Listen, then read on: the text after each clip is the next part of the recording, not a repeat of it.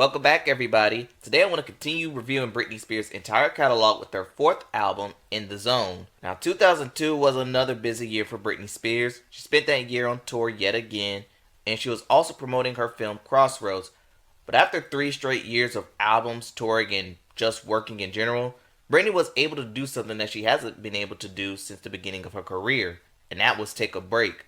But the break only lasted 6 months before she re-entered the studio to work on In the Zone. And this was in the midst of what will be one of the biggest stories of 2002 to 2003, in which power couple Britney Spears and Justin Timberlake broke up. The breakup was all over the tabloids, and it increased even further when Justin Timberlake dropped his song Cry Me a River, which highlighted the end of the relationship. But back to leading up with the album, Britney performed with Madonna and Christina Aguilera at the 2003 VMAs, where she shared a kiss with Madonna, and the tabloids were at it again. Innocent little Britney tongue-kissing Madonna. Yeah. Hurt you when it looks so good. Yeah, that's a lot of extracurricular activities going on. Hopefully that doesn't overshadow the album. Did it? Well, stay tuned and find out. Before we begin, if you want to see music bios or more good videos like this, hit the subscribe button. Also, I've started a Patreon account. On here you get more copyrighted material, and they'll be uploaded 48 hours prior to YouTube. If you want to support or visit, link is in the description. And without further ado, on to our feature presentation.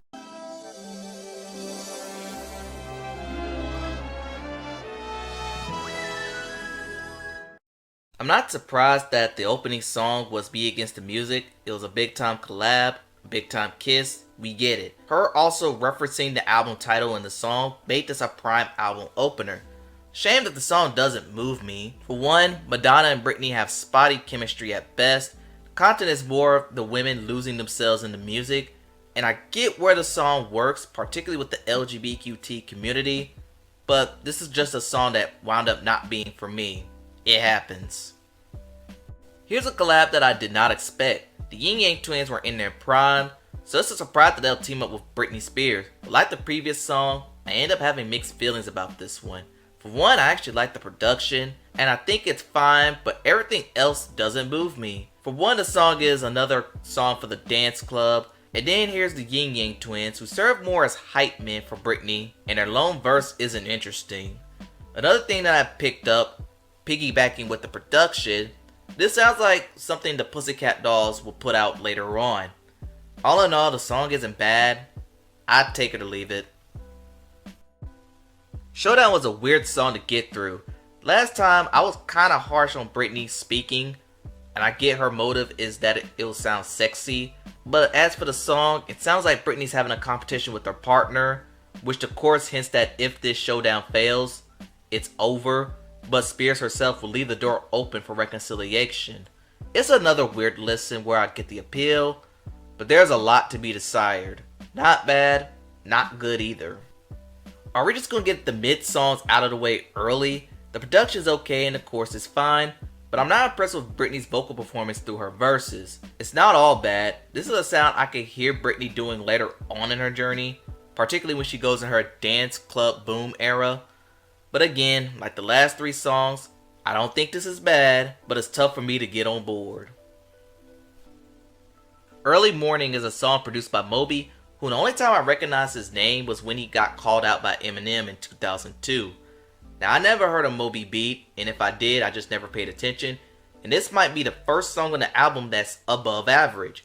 And it mostly boiled down to the productions, with the bass line and the flute line, and in the end, a little small guitar solo. The song comes off very funky. The content is nothing more Britney Spears having a good time partying, and she's not going to stop partying till the early morning. Not much to this one, but I think it's the first above average song of the album. And while we're on the topic of above average Britney songs, I think we're all familiar with this one. A song that uses the Terry Medi Beach Main sample, a sample that translates to Between You and Me, and it came from the Bollywood movie Duje Ke Liye, and I apologize if I mispronounced those sample names. Everyone says that this song was the main highlight on the album, and it is. Britney saying her lover is toxic, almost like a drug. The only critique I might have will come into production. It feels a little dated. And I also feel like the video outshines the song, as many people claim it is one of the sexiest videos of all time. All in all, this is a defining song of the In The Zone era. It might not be my favorite from the album, but it performs in more ways than one. Outrageous is a song that feeds into the urban sounds of that time, and this song will be okay, but one thing ruins the whole thing. And if you guessed The Creep as the producer, you are correct. But it's not with this production. I think it's okay, and Britney does well, but The Creep decides to ruin the song with his annoying ad-libs. And if it wasn't for that, this song would have been great. Thanks, Mr. Kelly, for ruining that. The first thing I noticed about this song is that I feel like the production sounds like an interpolation of Unbelievable by EMF. The song highlights the sexual experience and emphasizing self-love.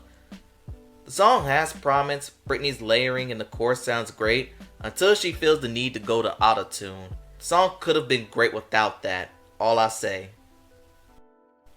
I heard the opening segment of this song and I feared the worst, and the reason being because I had that same feeling with Soda Pop, which is one of the worst Britney Spears songs in my opinion. But fortunately, this song is much better. As minimalistic Britney Spears has been, she's having a lot of fun in yet another dance club jam, where the content isn't really that important.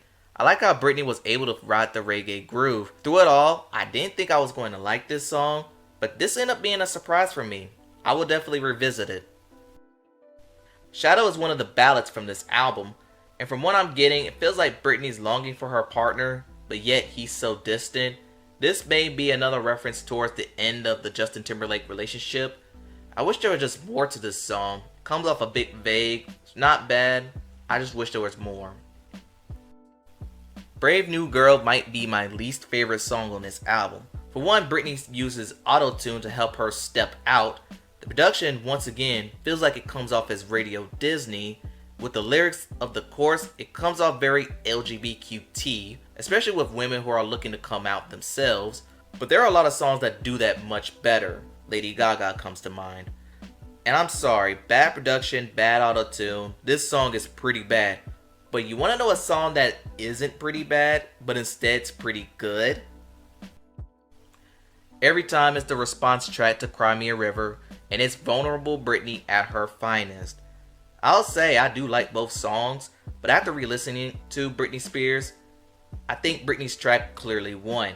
There's not much to the production, but I love the writing of this song, which Britney wrote herself. It shows her that she was, and probably still is, hurting through the breakup.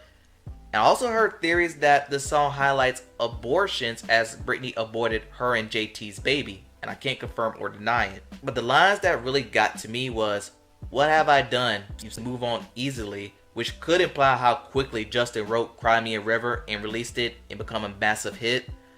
Whether the song is about Justin Timberlake or the abortion, the song is a borderline masterpiece. And this is the best example of vulnerable Britney. Okay, the final song of the album, but it serves as a remix. Not going to repeat myself from the opening track, just that the remix makes the song much worse than it already was. I know this song isn't on this album, but because my prerogative is close to this era, I will add it on this review, and there's a reason why I'm doing this. Let me just say that the original, which is sung by Bobby Brown, is a classic, pioneering New Jack Swing emphasizing Bobby's independence. This would have been a fine fit for Britney because she could easily relate to this song, but there are a few problems with this song. Number one, the production is total crap. Number two, Britney's vocals are all over the place. And three, and most importantly, it started the dark K-Fed experience. But the song isn't totally bad. I think Britney on the bridge sound is easily the best part of this whole song, but it surely is disposable, like most Britney covers. And that concludes this review. Like the previous album, this album was all over the place. The album followed themes of going out and dancing, while it also highlights the end of Justin Timberlake's relationship. Giving a score for this album was tough, but since there are only a few bad songs, most of the songs were mid, and the second half being far superior than the first half, I could generously give this album a low 7 out of 10 ranking for what it's worth. Now for our next album, after 3 years away from the music scene, Blackout commences. An album I know will be a complicated listen, And that concludes the In The Zone review. Tell me what y'all think in the comments below. What are some of your favorite songs from this album? Don't forget to like, comment, and subscribe to the channel. Thanks for watching, and I'll see you next time.